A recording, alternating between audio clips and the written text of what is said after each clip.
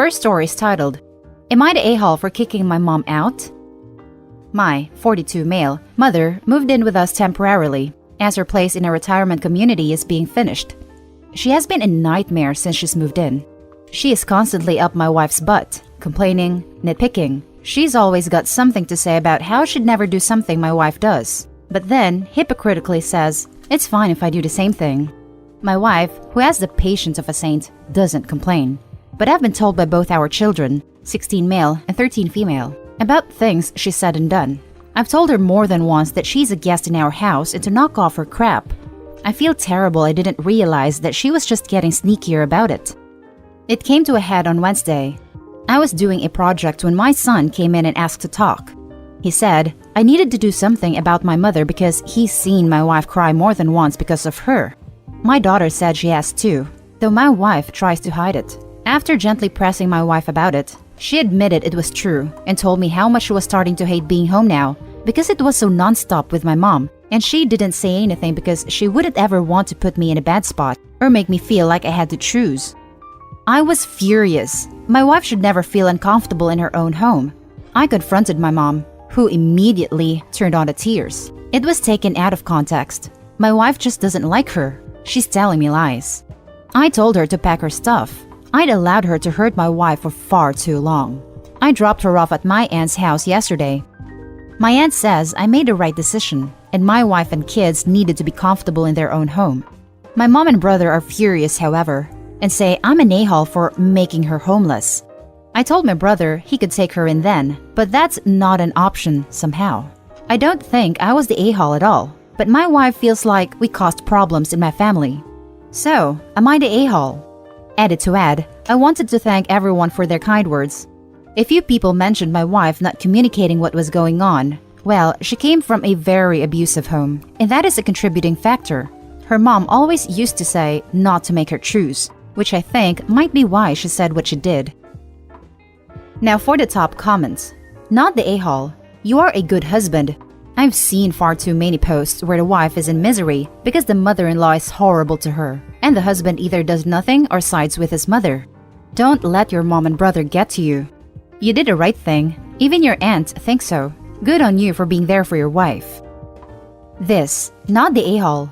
Very funny that your brother's judging you but won't take her in either.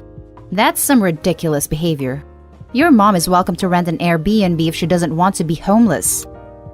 Absolutely not the a-hole. It's so refreshing and satisfying to read something like this. Finally, someone who has their priorities straight. As someone who is dating a mama's boy, I can only hope one day he will shift his loyalty, for lack of a better word, to me. Take your wife out on a date and tell your kids you love them and prioritize them. Good for you. Yes, this family is awesome. Not only did Opie support his wife, so did the kids. That is a sign of a close family to me. Not the a-hole. Your brother is the a-hole though. Your mother, definitely. You did cause problems with the family, but frankly, your wife was being too passive and you took control of the situation. The mother-in-law caused the problems with the family. Opie fixed the problems. It's a hell of a wedge to drive in between a child and their parent, no matter what age. The nurturing caregiver that raised you will always be given the benefit of the doubt at first. It takes a shiny spine to tell your spouse that they need to kick the mother out.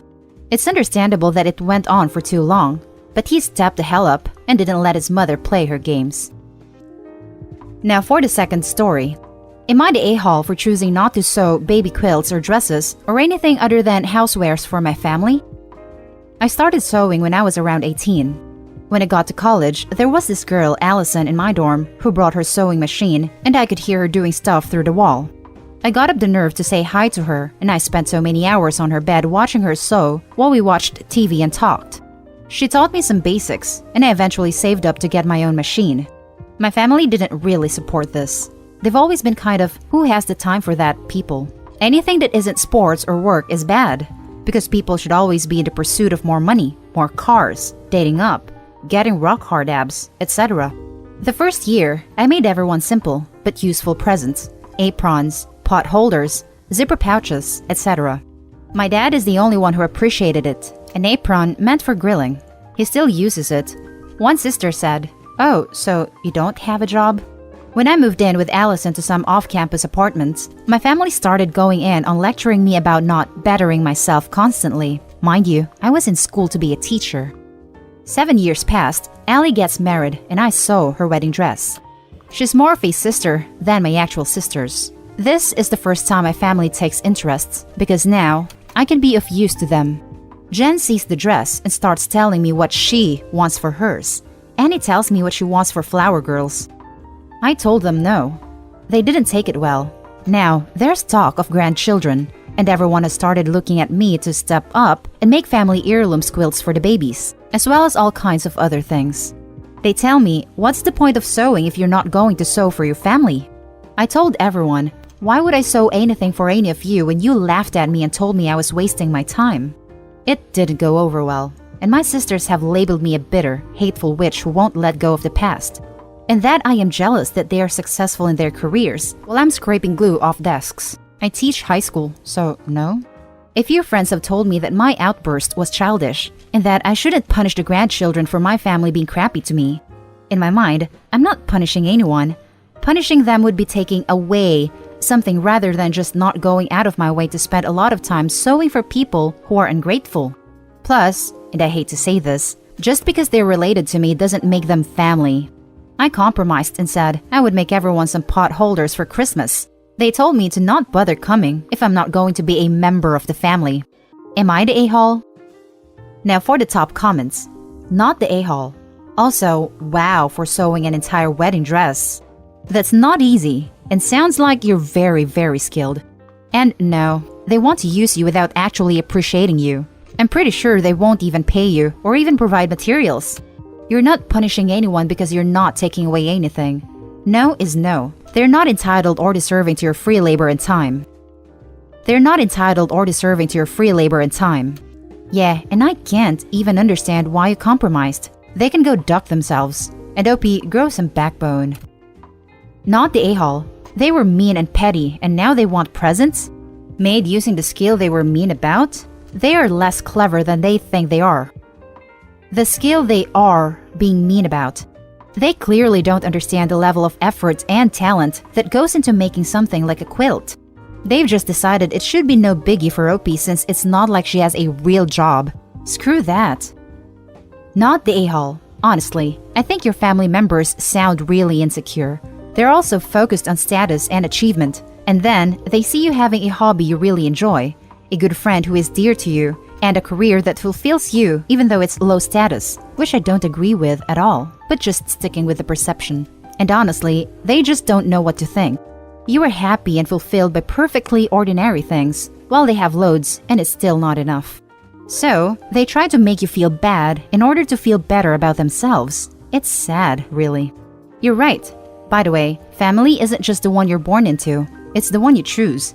If your blood family can't accept you for who you are and be happy that you are content with your life, then screw them. That's not what family does. Well, sooner or later, some obligations around legal kin are hard to avoid. When it comes to optional things like family Christmas, don't force yourself to participate if you're not going to get anything out of it. Instead, surround yourself with people like Allison who accept you and love you for who you are. People like her are your real family.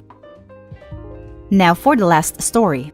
Am I the a-hole for not letting ex off the hook on child support so he can afford his new life?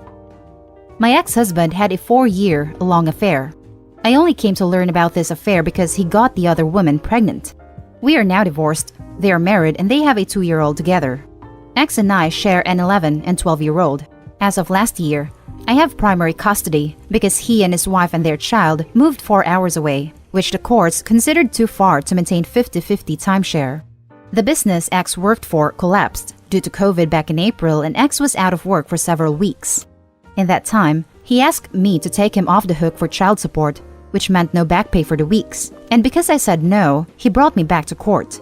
All the court did was readjust the amount he owed because of their lost income.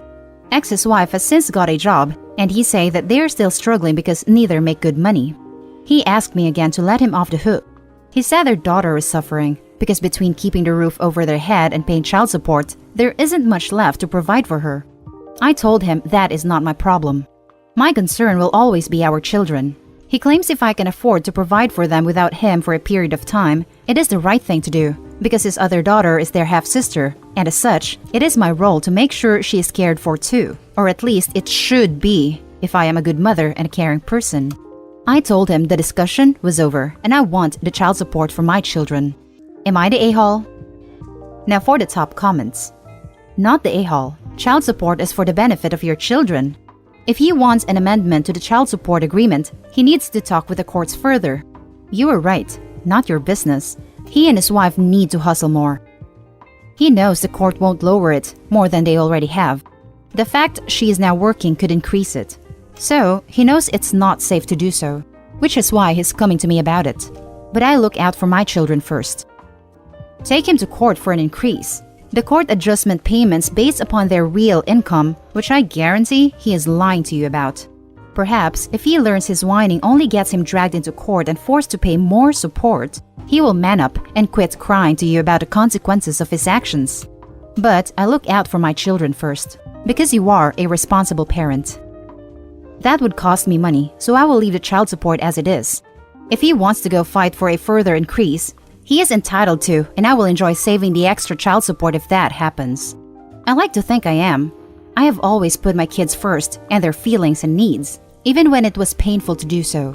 But like I told a friend who asked being responsible and putting them first doesn't mean I'm going to let him walk all over me either.